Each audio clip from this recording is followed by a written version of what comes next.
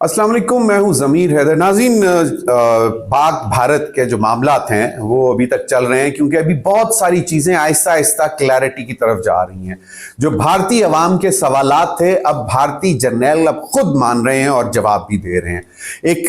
General Anil Chauhan, chief of defence staff Indian army के, उन्होंने Bloomberg, जो कि एक बहुत ही एक रेपुटेशन रखने वाला मीडिया आउटलेट है, उनको उन्होंने सिंगापुर में इंटरव्यू दिया और उनसे 2-3 दफा जब पूछा गया कि जी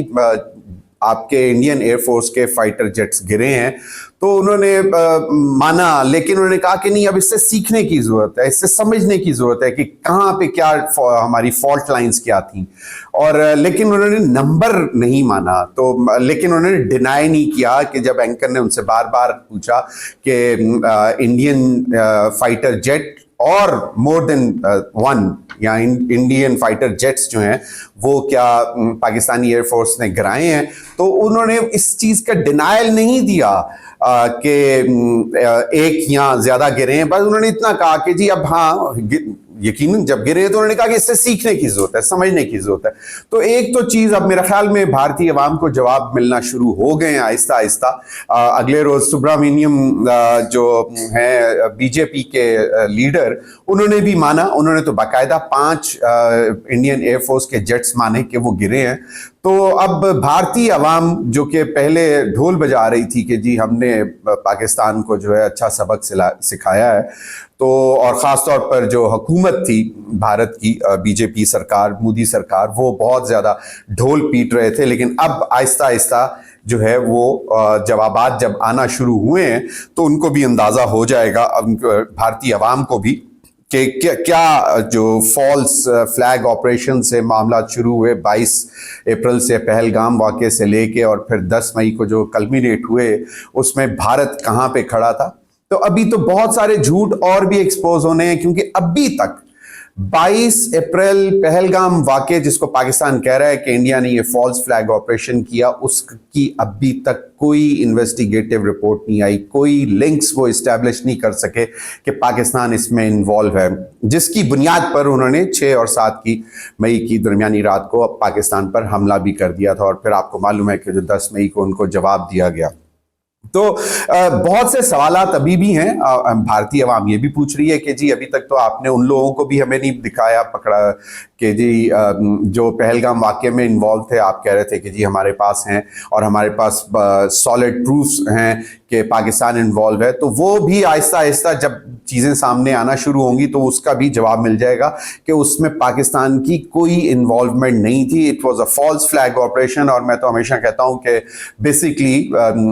भारत ने ये फॉल्स फ्लैग ऑपरेशन करके पहलगाम में अपने ही पैरों पर कुल्हाड़ी मारी, क्योंकि वो बहुत इसको बेचना चाह रहे थे, इलीगली इंडियन ऑक्युपाइड कश्मीर को इंटरनेशनल वर्ल्ड को बेचना चाह रहे थे, इन्वेस्टमेंट अट्रैक्ट करना चाह रहे थे, वहां पे टूरिज्म सेक्टर को डेवलप करना चाह रहे थे और टूरिज्म में इन्वेस्टमेंट अट्रैक्ट करना चाह रहे थे। लेकिन ये वाकया करके उन्होंने एक तो उसकी खुद तबाही मचाई और उसके बाद जो गलत किस्म के इल्जामात लगा रहे थे वो भी अब आहिस्ता आहिस्ता, तो वो तो पहले पाकिस्तान ने तो पहले रोज कह दिया था कि भाई हम इन्वेस्टिगेशन में शामिल होना चाहते हैं, आप इन्वेस्टिगेशन शुरू करें, इंडिपेंडेंट इन्वेस्टिगेटर्स से आप इस वाकये की इन्वेस्टिगेशन करवाएं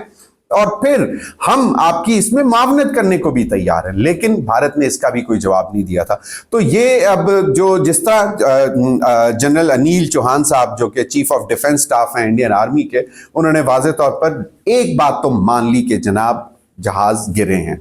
एक या ज्यादा, लेकिन जहाज गिरे हैं। क्योंकि जो बीजेपी के लीडर हैं वो तो मान चुके हैं कि 5 जहाज गिरे हैं, जिनमें 3 रफेल भी शामिल है।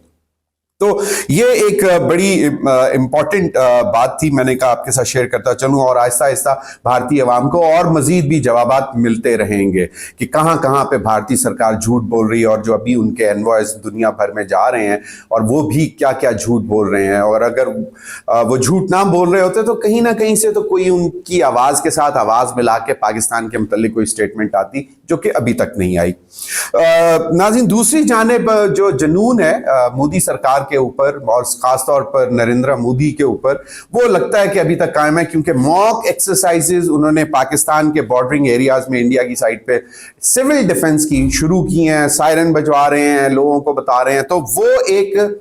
जो है वो हाइप क्रिएट कर रहा है मोदी के जी हम डरे नहीं हैं, हम दोबारा करेंगे, और अपनी आवाम को बेसिकली जो भारतीय आवाम है जो कि अभी तक बहुत से सवालात उठा रही है, उनको उनके जवाबात देने के बजाय बस ये इस किस्म की हरकतें दिखाई जा रही हैं कि जी ये देखें हम सिविल डिफेंस एक्सरसाइजेस कर रहे हैं, हम फिर अटैक करेंगे, ये करेंगे। लेकिन अब एक बात वाज़ेह है कि जनाब एक तो सीज फायर हो गया हुआ है 10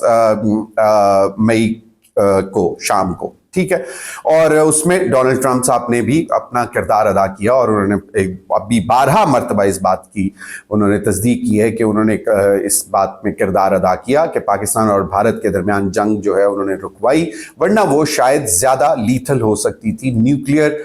जंग की तरफ भी जा सकती थी। तो उन्होंने वाज़े तौर पर उस वक्त भी कह दिया कि भाई हम चाहते हैं कि आप हमारे साथ ट्रेड करें, और अगर आप ट्रेड हमारे साथ करना चाहते हैं तो आप दोनों को जंग नहीं करनी है। इस पर भी आगे मजीद भी इस पर बात करेंगे। तो एक तो ये कि मॉक एक्सरसाइजेस जो कर रहे हैं मोदी साहब, अब वो this is in clear violation of the cease fire, कि आप अभी तक अपनी आवाम को ये बता रहे हैं कि जी हम जंग में जाएंगे। तो आप बहुत सारे इंटरनेशनल प्लेयर्स थे, डोनाल्ड ट्रंप वाज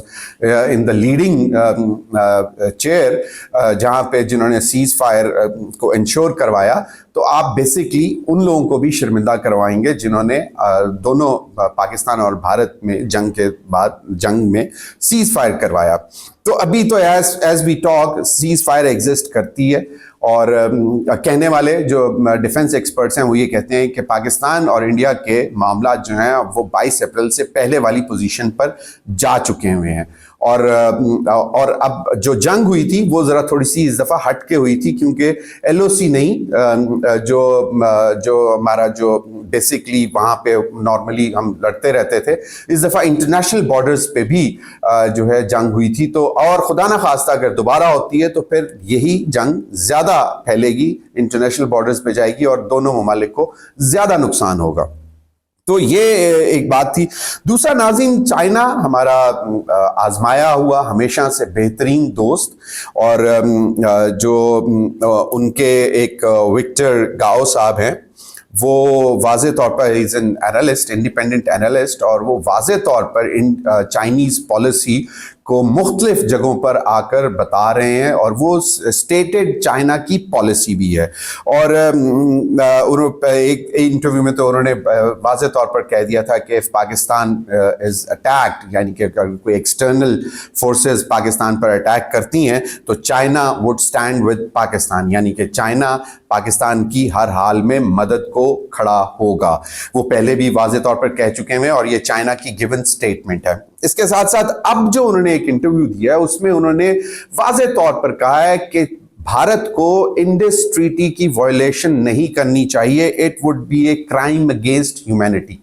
और उन्होंने कहा कि भी हम, अगर भारत ये समझता है कि इंडस रिवर पे पानी को डाइवर्ट कर देगा, बंद कर देगा, तो उसको ये मालूम होना चाहिए कि ये इंडस रिवर का जो मेन जो है, जो जहां से स्टार्ट है अपस्ट्रीम जो है वो चाइना से आ रहा है। तो उसको ये सोचना चाहिए भारत को, और उन्होंने वाज़े तौर पर कहा कि आपको वो हरकत नहीं करनी चाहिए, खास तौर पर कि जब कोई उस वैसी हरकत आपके साथ भी कर सकता है। तो मतलब कि it's more of a clear statement by the Chinese government कि अगर Bharat Pakistan Indus water treaty, जिसको उसने यूनिलेटरली जो है वो रिवोक कर दिया है कि जी हम ख़त्म हो गई है और जो कि वो नहीं कर सकता, तो उसने कहा कि ये it is basically a crime against humanity. और वॉर में it's like crime against war, के वॉर टाइम्स में भी अगर आप पानी बंद करते हैं तो, और नॉर्मल टाइम्स में तो it's a crime against humanity. और उन्होंने कहा कि इंडिया को 12 मरतबा उन्होंने कहा कि इंडिया को बार बार ये सोचना चाहिए कि अगर वो कोई भी ऐसा स्टेप उठाएंगे जिससे वो पानी बंद करेंगे पाकिस्तान का, तो मिड स्ट्रीम जो है वो भारत खुद है, तो अपस्ट्रीम में चाइना बैठा हुआ है। तो उन्होंने कहा कि एक तो ये बहुत ही गलत चीज़ है, और उन्होंने 12 मरतबा कहा है कि भारत को ऐसा सोचना भी नहीं चाहिए। Millions of people have their livelihood on this Indus river system, और इट्स नॉट ओनली पाकिस्तान जो कि डाउन स्ट्रीम है, मिड स्ट्रीम में इंडिया भी है और अपस्ट्रीम में चाइना है। तो ये एक उन्होंने वाज़े तौर पर पैगाम दे दिया चाइनीज की स्टेटेड पॉलिसी उन्होंने बता दी कि जनाब ये जो है India should not stop water, और उन्होंने वाज़े तौर पर कह दिया कि it's a crime against humanity. और तो ये एक बड़ी समझने वाली बात है कि चाइनीज़ जो कि कहते हैं कि जी हमारा मेन एडवर्सरी जो है चाइना, तो वो चाइना ये कह रहा है, और चाइना का भी बहुत बड़ा बॉर्डर जो है वो इंडिया के साथ जुड़ा हुआ है। और आपको हम पहली वीडियो में बता चुके हैं कि किस तरह सार्क कंट्रीज़ में इंडिया जो है वो आइसोलेट हो चुका हुआ है, और चाइनीज़ इन्फ्लुएंस बहुत सारे सार्क कंट्रीज़ में ऑलरेडी एग्जिस्ट कर रहा है, और वो ममालिक भी चाइना के साथ खड़े होने को तैयार हैं। वंस अगेन मॉक एक्सरसाइजेज अगर मोदी साहब ने करनी है तो करें, लेकिन डोनाल्ड ट्रंप वाज़े तौर पर कह चुका हुआ है कि no trade if India and Pakistan go for war again। बहुत बहुत शुक्रिया।